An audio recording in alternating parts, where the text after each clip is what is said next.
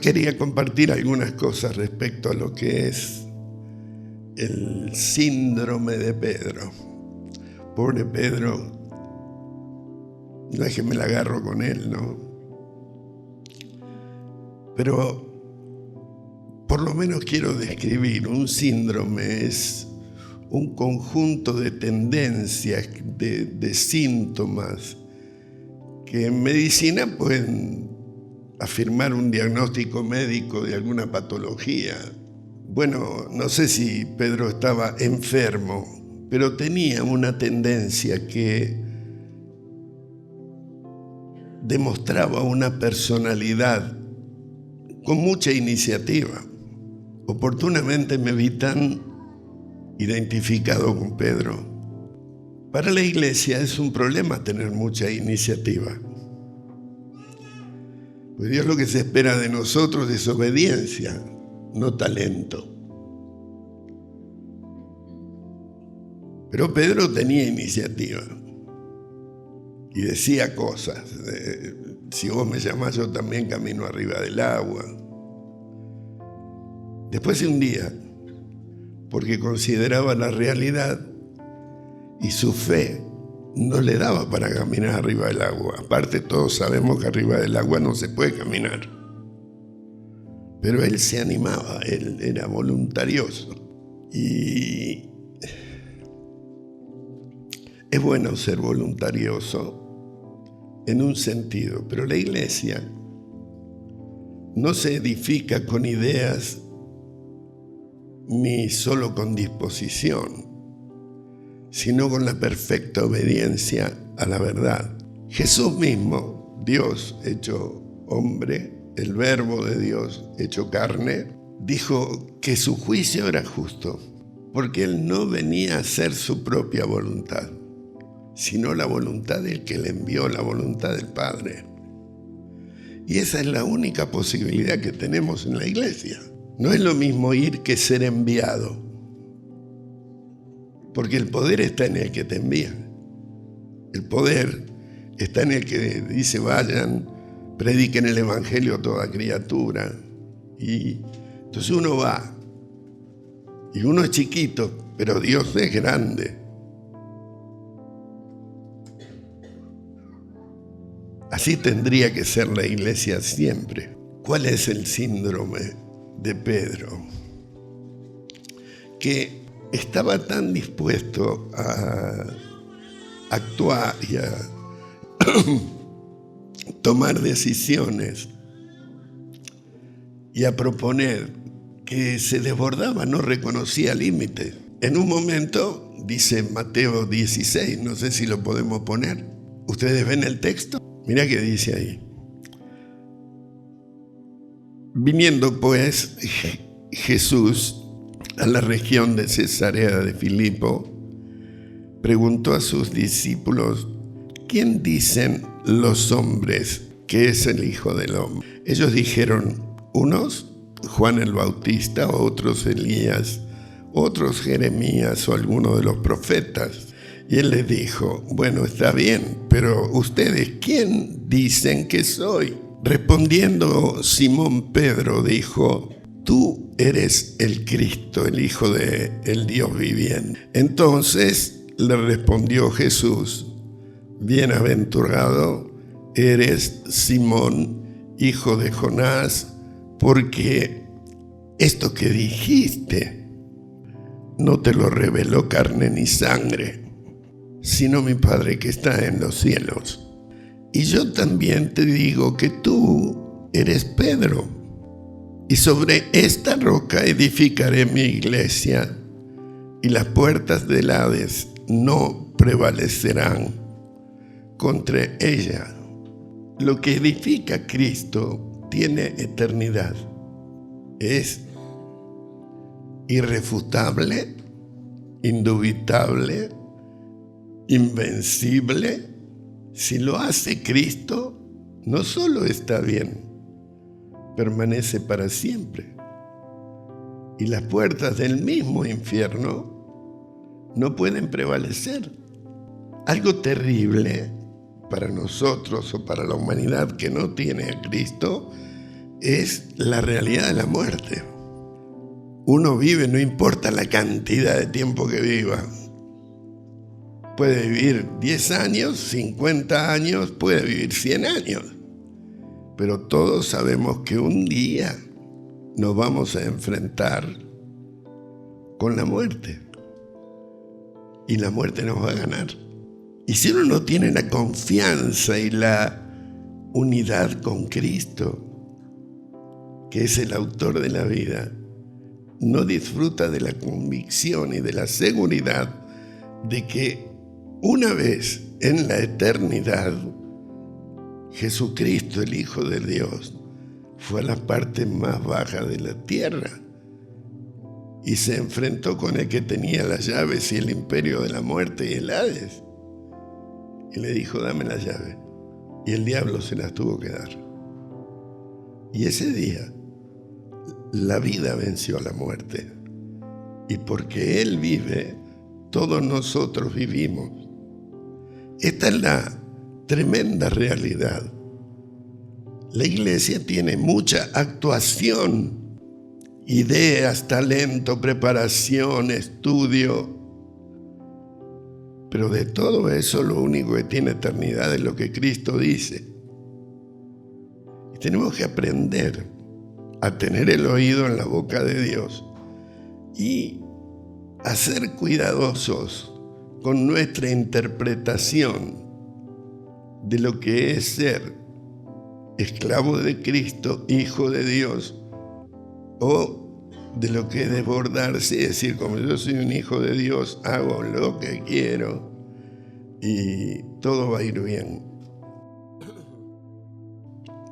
Entonces Jesucristo le dijo, bienaventurado eres Simón, hijo de Jonás, porque esto que dijiste no te lo reveló carne no te lo reveló carne ni sangre. No te lo reveló, no te lo mostró un ujier, no te lo dijo Alberto, sino mi Padre, dijo Jesús, que está en el cielo. Y ahora te quiero decir algo. Vos sos Pedro, y sobre esta roca mi iglesia la voy a edificar yo. Y esto es sustancial. Para que tenga eternidad la iglesia, debemos cerciorarnos que no está edificada sobre el gusto de la mayoría, sino sobre la voluntad de Dios. Y hay veces uno por apresuramiento o por humanidad, no por humanismo, no estoy hablando de consumo de drogas y alcohol, estoy hablando de cosas que parecen legítimas, que nos gustan, que aparentemente no ofenden a Dios, pero no alcanza no ofender a Dios, no alcanza que lo que estás haciendo no tenga nada de malo.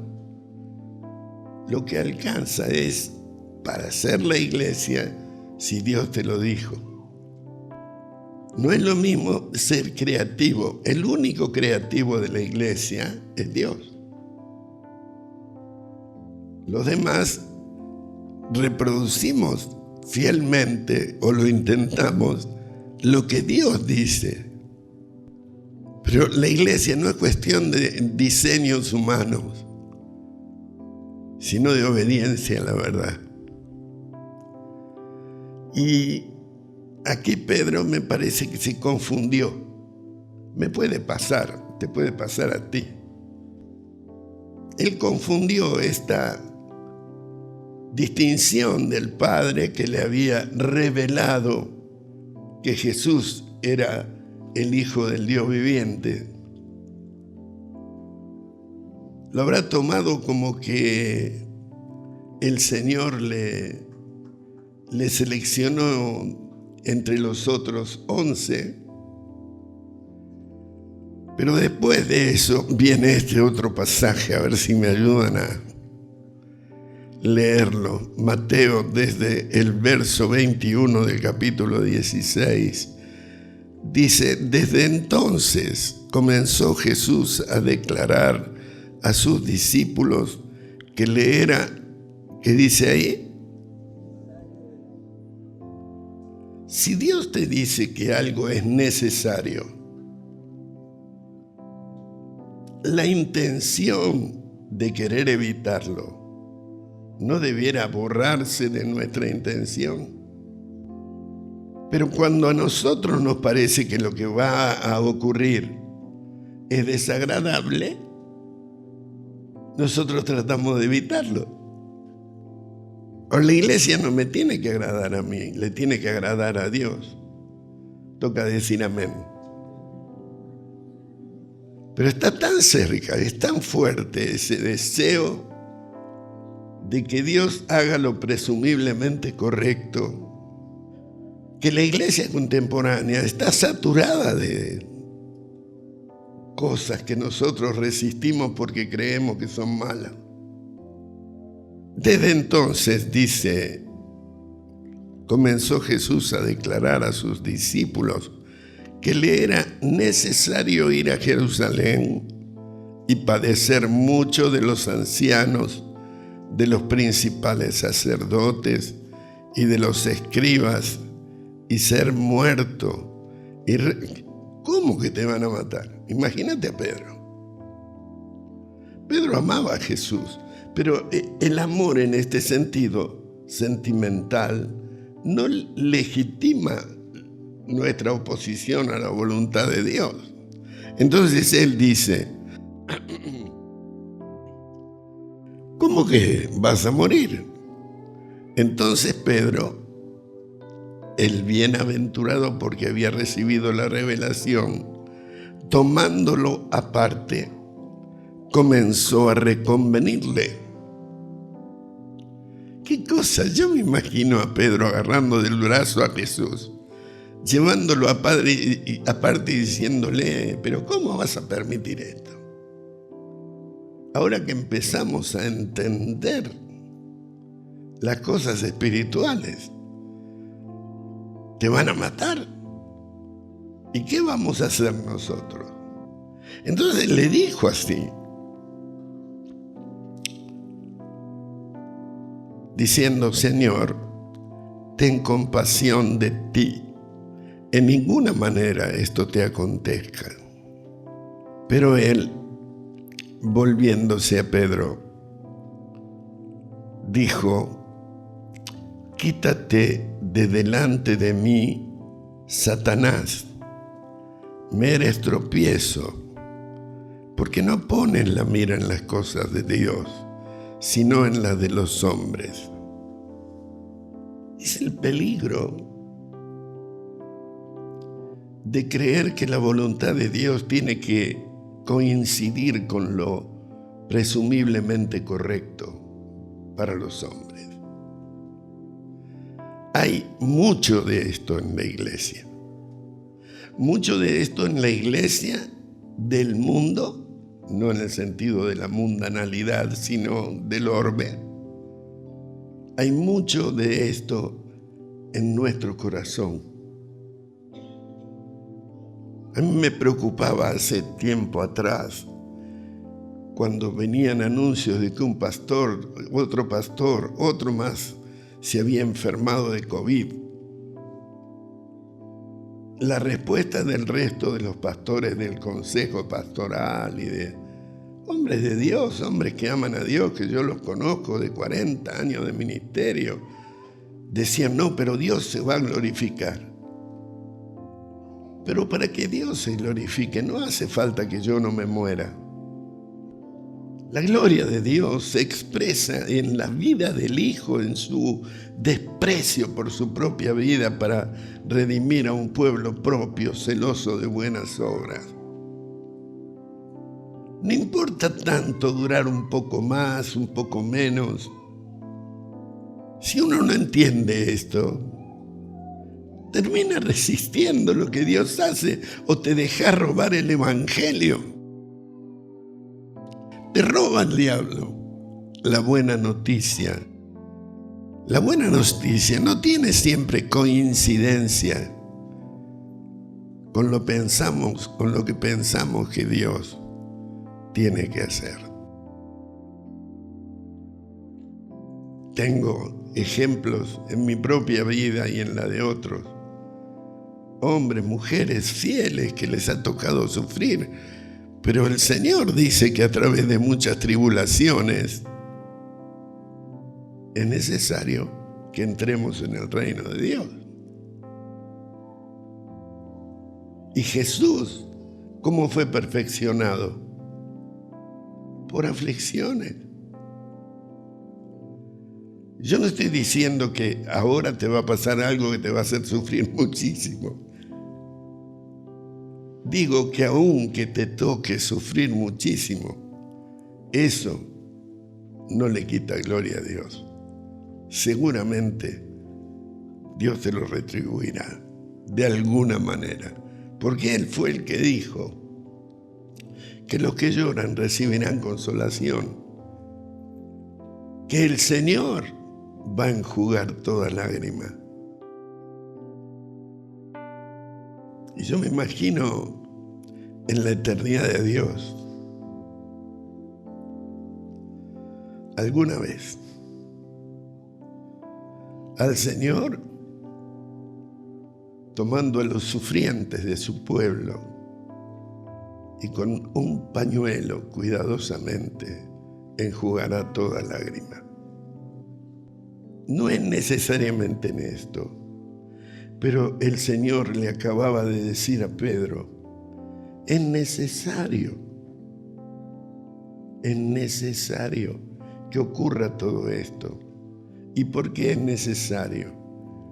Porque era la única manera de redimir a un pueblo propio, celoso de buenas obras. Si no había muerte y resurrección de Cristo, no había redención. Y Pedro le estaba diciendo, no lo hagas. ¿Qué está diciendo? Suspendamos el plan de redención, pero no te quiero ver sufrir. Hermano, para tener ojos espirituales, viste que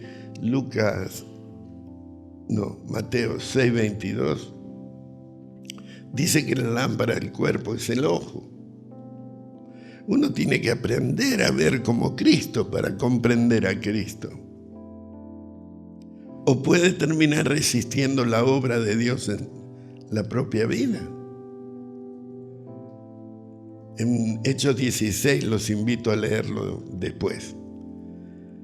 Pero dice que Pablo había tomado a Timoteo, que era un joven que tenía buen testimonio de su cristianismo. Él había tomado a Timoteo, lo circuncidó, les iban entregando los mandamientos y ordenanzas que acordaban los apóstoles y ancianos de Jerusalén para que las guardasen, de tal modo que las iglesias crecían bien. Es así que quisieron ir a predicar al Asia Menor, que era lo que Dios le había pedido en un principio. Ese era el mandamiento general. Pero cuando quisieron ir a predicar el Evangelio, el Espíritu Santo les prohibió predicar el Evangelio. Bueno, ahí no hay sufrimiento, no hay dolor, no mataron a nadie. Pero hay que estar sensible para poder aceptar una orden de ese calibre. Vos que habías tomado envión, hiciste vigilias y ayunos, y ahora vas a ir a predicar a una villa, y cuando encarás con el auto, Dios te dice no lo hagas. Entonces dijeron, bueno, vamos para Misia, Bitinia, y el Espíritu no se lo permitió. Y se fueron a dormir, parece. Y a la medianoche apareció frente a ellos en sueños un varón macedonio y les dijo, por favor, pasa y ayúdanos.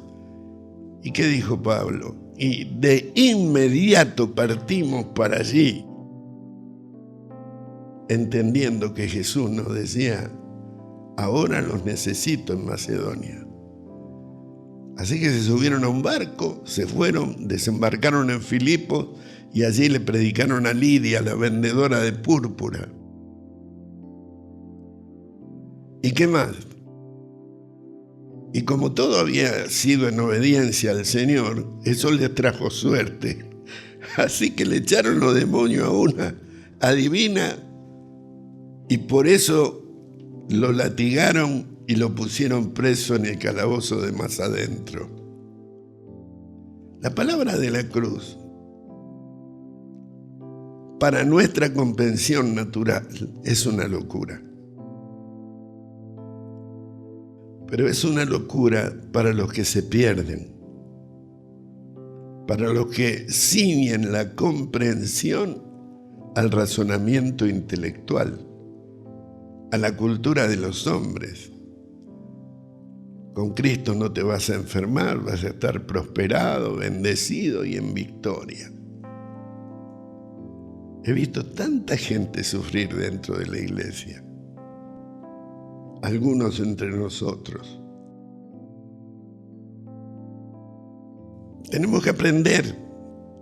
No es mejor el activismo, tampoco la pasividad. Lo mejor es la obediencia. Y para obedecer tengo que tener una clara interpretación de la voluntad de Dios.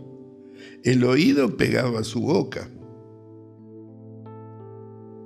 No es hacer mucho, ni dejar de hacer nada. Tengo que hacer lo que Dios dice. Jesús dijo claramente: yo soy la vid verdadera, la parra. La planta le da vida desde el tronquito que sale de la raíz hasta la última hojita que está dentro de la planta. Lo único que da vida a la iglesia es Cristo. Yo soy la vid verdadera. Ustedes son los pámpanos.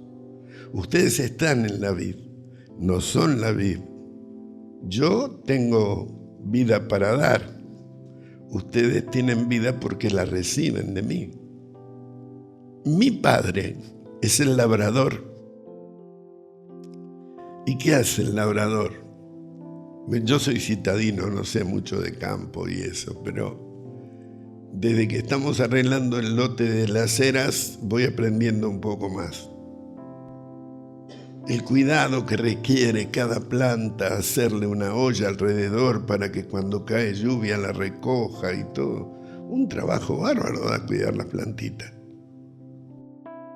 Para que la iglesia sea edificada por Cristo, para que la iglesia tenga eternidad,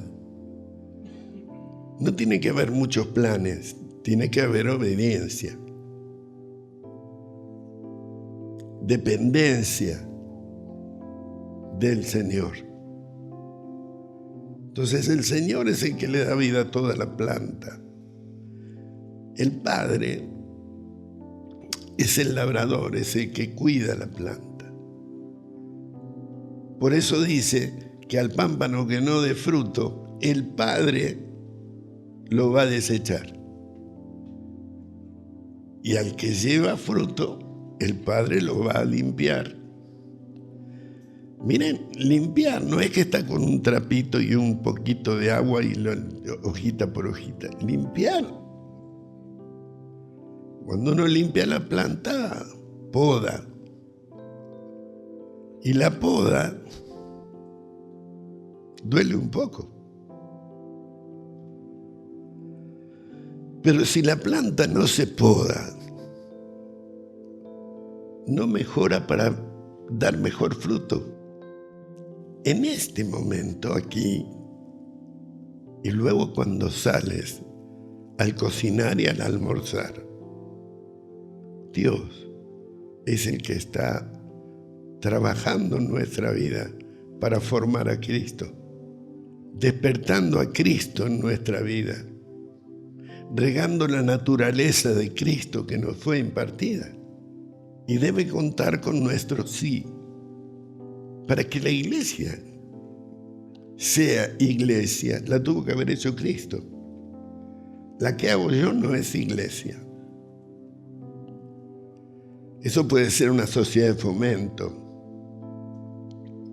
una entidad civil, pero para que sea la iglesia, Cristo tiene que ser el que la edifica. Y hay cosas curiosas que uno tiene ahí. Dice, ¿ustedes se creen que me eligieron a mí? Y yo le digo esto, no, yo los escogí a ustedes. ¿Alguna vez el Señor dijo, Fabi? Es tremendo esto. Digo, ¿cómo me pude haber descubierto a mí el Señor? Es más bueno de lo que supongo, mira. Es bueno todo el tiempo, Dios. Pero me llamó, me eligió, me puso en su familia, me llamó hijo. Oh. Es emocionante pensar que Dios te haya elegido. Él es el que me eligió. Dice Hechos 2:47, creo. Es capaz que me equivoqué un poco. No debe ser así. Que cuando la iglesia tenía comunión unos con otros, comían juntos con alegría y sencillez de corazón, se ve que había testimonio en toda la localidad. Dice, tenían favor con todo el pueblo, la gente opinaba bien de ellos, y el Señor era el que añadía a la iglesia cada día los que se van a salvar. Capaz que uno piensa que añadir a la iglesia es que el salón se llene más. Entonces otra vez tenemos que recordar que la iglesia no es una organización, es un organismo, es el cuerpo de Cristo. El Espíritu bautiza en el cuerpo a judíos y griegos, a varones y mujeres. Todos somos miembros del cuerpo de Cristo. Es un organismo vivo, activo, presente, activo, actuante dentro del mundo. Y nosotros formamos parte de ese cuerpo. Pero para que el Señor añada cada día a la iglesia a los que se tienen que salvar, no hacen falta salones más grandes, sino corazones como el de Jesús.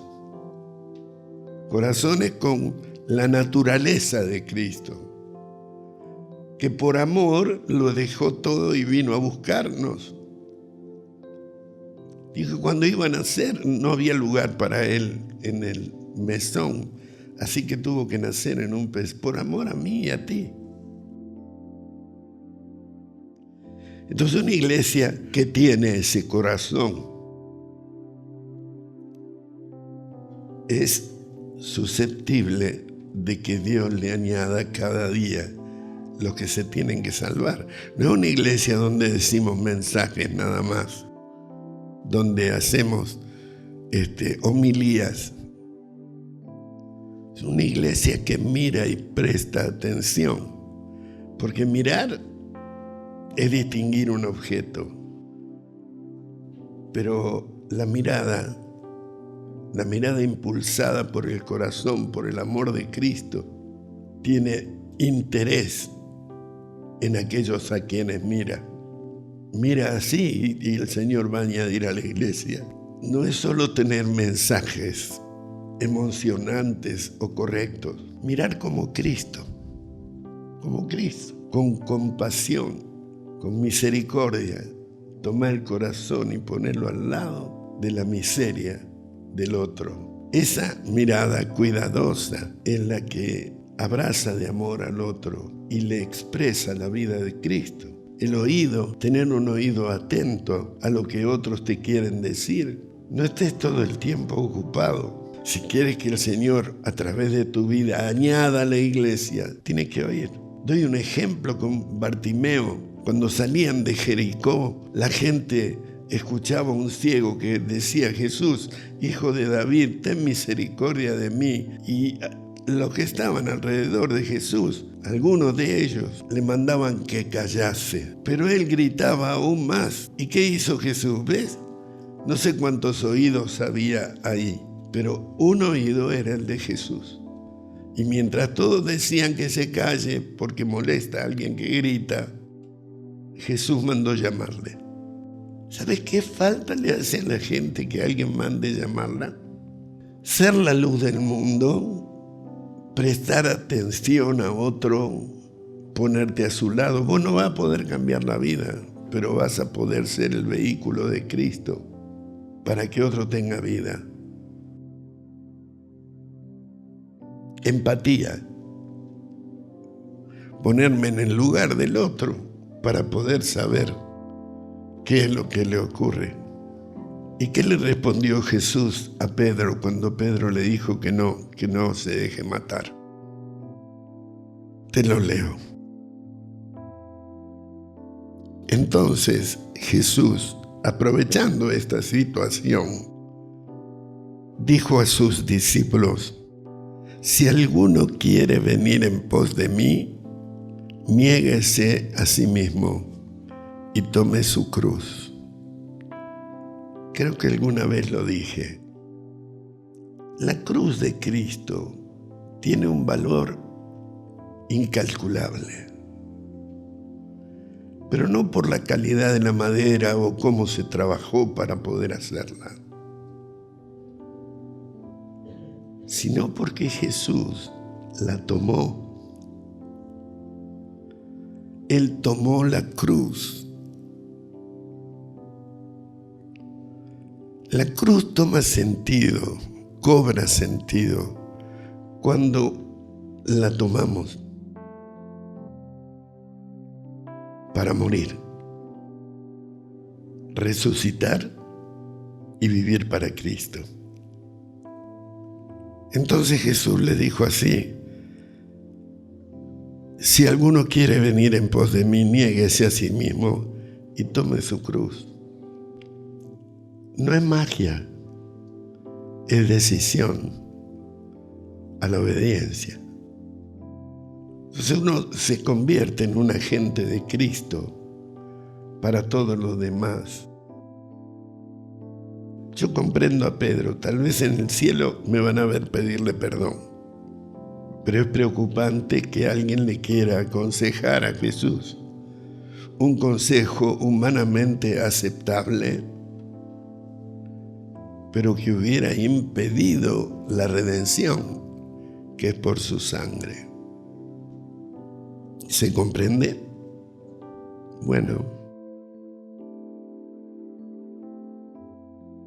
viste que es probable que no haya muchos hermanos que pueden dar un pensamiento ordenado, preparar una homilía y dar un discurso. Pero cualquiera puede tomar la cruz y dar la vida por otro. Toca decir amén. Vamos a crecer.